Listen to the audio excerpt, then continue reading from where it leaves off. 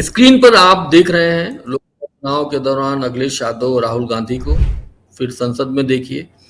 और कल जब उमर अब्दुल्ला जम्मू कश्मीर के मुख्यमंत्री के रूप में शपथ ले रहे थे तो अखिलेश यादव और राहुल गांधी की मुलाकात हुई है।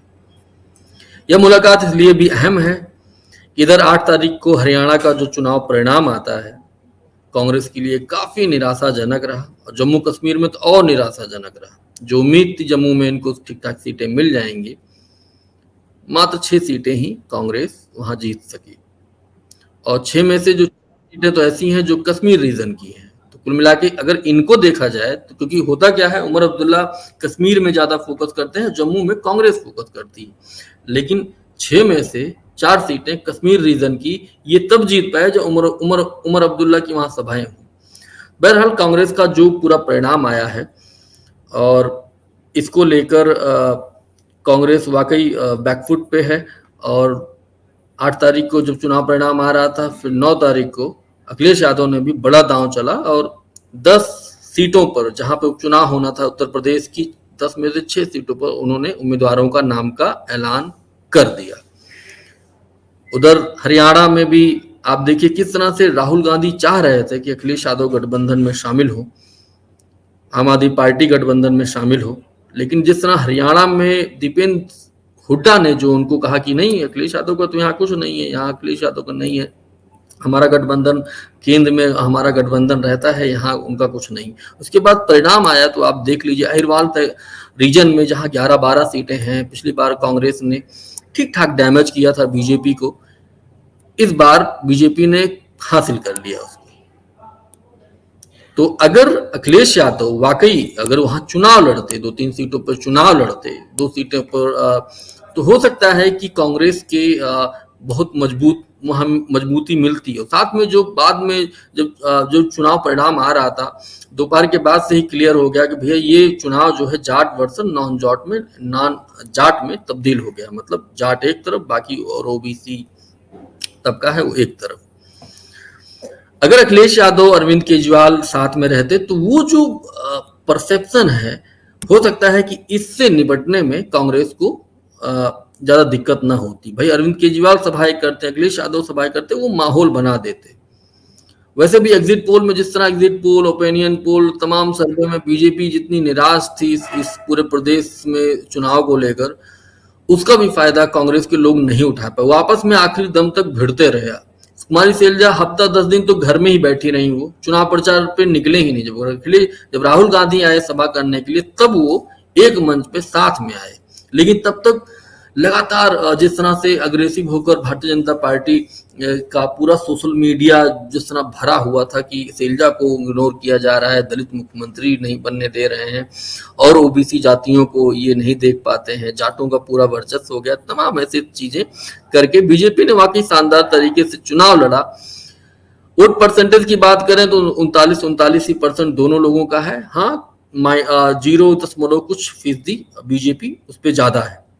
लेकिन सीटों का अंतर आप देखिए तो बीजेपी ने 39% उनको उसको वोट मिला, मतलब 40 के करीब लगभग था, वो 40 नहीं था, 48 सीटें। वहीं पर 39 कुछ फीसदी वोट इनको था कांग्रेस को, लेकिन उनकी सीटें 37 ही रह गई। पिछली बार 30 थी, इस बार 37। तो जीता जीता चुनाव जो है, जो राज्य के जो छत्रपों की वजह से कांग्रेस वहां हार गई। अब राहुल गांधी एक नए सिरे से बातचीत कर रहे हैं, ऐसी उम्मीद लोग जता रहे हैं कि जम्मू कश्मीर में जो मुलाकात हुई है उमर अब्दुल्ला के मुख्यमंत्री जब शपथ ले रहे थे उस दौरान तमाम इंडिया गठबंधन के नेता वहां जुटे हुए थे। तो यूपी में भी शायद जो कांग्रेस लगातार गलतियां कर रही थी, वैसी ही गलती जो मध्य प्रदेश में हुई, वैसी ही गलती जो हरियाणा में हुई, वैसी ही गलती अब यूपी में करने को राजी थे तमाम यहाँ के जो छत्रप हैं, कांग्रेस के बड़े बड़े नेता हैं। 10 सीटों में से 5 सीटें मांग रहे थे। कांग्रेस पार्टी यूपी की 10 सीटों पर उपचुनाव होना था, उसमें से 5 सीटें मांग रहे हैं। लोकसभा चुनाव में अपना हर्ष नहीं देखा है इन लोगों ने। इनके साथ हुआ क्या है, 17 सीटों पर लड़े थे, 6 जीते। वो 62 सीटों पर लड़े, 37 जीते। मतलब 50% से ज्यादा उनका जीत का रेशियो है, उनका 50% से कितना कम है। अब जो है राहुल गांधी ये बात समझ चुके हैं कि बिना लोकल लीडरशिप के समर्थन किए या उनका समर्थन लिए हम आगे नहीं बढ़ सकते। हमारे साथ हमारे जो लीडरशिप है, हमारा जो प्रदेश का जो स्तर पर जो लीडरशिप है, वो आपस में ही कुर्सी के लिए लड़ते रहेंगे। तो ये मुलाकात थोड़ी अहम मानी जा रही है। 6 सीटों पर ऐलान ऑलरेडी अखिलेश यादव ने कर दिया है, 4 सीटें बची हुई हैं। अब इन 4 सीटों में से जो सूत्रों के हवाले से खबर आ रही है कि अखिलेश यादव 2 सीट देने को राजी हैं। 2 सीट कौन सी होगी? एक तो गाजियाबाद है, दूसरी खैर है। गाजियाबाद इसलिए भी कि सपा का वहां कुछ है नहीं, अगर कांग्रेस लड़ेगी तो उनका जो पीडीए का गठबंधन और जो मदद कर पाए वो बात अलग है, वैसे भी बीजेपी वहां बहुत मजबूत है। दूसरी एक खैर, जो कि कांग्रेस को एक चांस बन सकता है। पिछली बार साल 2022 के विधानसभा चुनाव में बसपा जो उम्मीदवार थी, उनका नाम मुझे भी याद नहीं आ रहा है, उनका नाम था चारू केन, उनको अपनी पार्टी में शामिल कराया है अभी लगभग महीना भर पहले। तो ये उम्मीद है कांग्रेस को कि अगर उनको हम शामिल कराएंगे तो हो सकता है कि वो सीट कांग्रेस निकाल ले। वो इसलिए भी क्योंकि चारू जो हैं वो दलित समाज से आती हैं, लेकिन उनकी जो शादी हुई है जाट कम्युनिटी से हुई है, तो वो कॉम्बिनेशन थोड़ा सा ऐसा लगता है कि कांग्रेस को कि वो भुना सकती है। पिछली बार साल 2022 के विधानसभा चुनाव में भी वैसे वो बसपा से उन्होंने चुनाव लड़ा था, दूसरे नंबर पे आई थी। तो ये दो सीटें हैं। बहरहाल 5 सीटों से सीधे 2 सीटों पर ये भी हो सकता है कि जिस तरह से राहुल गांधी और अखिलेश यादव मिले हैं, कोई बीच का रास्ता निकाला जाए, क्योंकि लोकसभा चुनाव में भी कमोबेश यही स्थिति बनी हुई थी। अखिलेश यादव हर सीट पर अपने उम्मीदवारों का नाम का ऐलान कर रहे थे और ऐलान कर रहे थे, फिर अचानक ऐसे लगा गठबंधन टूट जाएगा।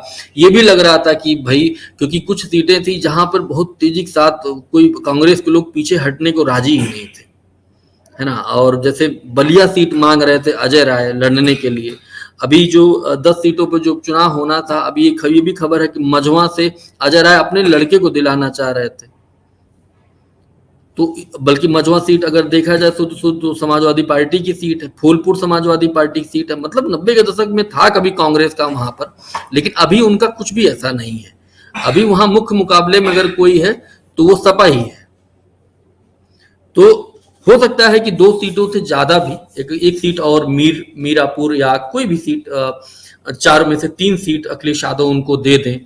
अब उम्मीदवार अपना दें, सिंबल उनको दें, मतलब कांग्रेस पार्टी को दें, तो ये भी हो सकता है। फिलहाल बातचीत हो रही है। लोकसभा चुनाव में जिस तरह से जब ये सब सारी चीजें हो रही थी, तब अचानक प्रियंका गांधी बात करती हैं और इसके बाद 17 सीटें मिलती हैं उनको।